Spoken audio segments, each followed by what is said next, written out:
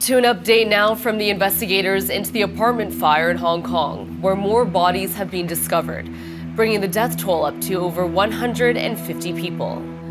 Officials also revealing this morning that netting used in renovations did not meet fire safety codes.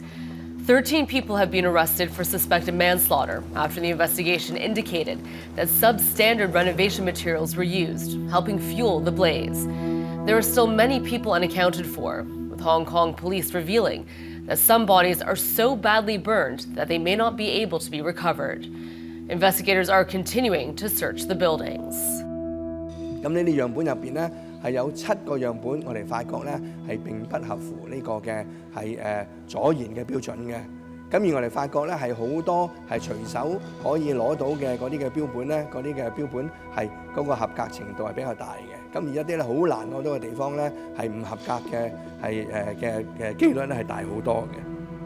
我哋嚟緊咧亦會繼續係會攞更加多嘅。係呢啲嘅樣本咧，係作進一步嘅深入嘅調查，係嗰個火警嗰個蔓延嘅速度係唔尋常嘅，所以我哋相信咧係嗰啲嘅係保護網或者係嗰啲係發泡膠板咧，係可能咧係呢個成因。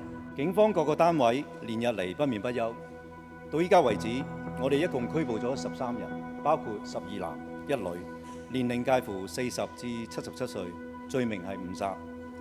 被捕人士包括大判工程公司、工程顧問公司、二判嘅搭棚公司同埋二判嘅外牆工程公司嘅相關人士。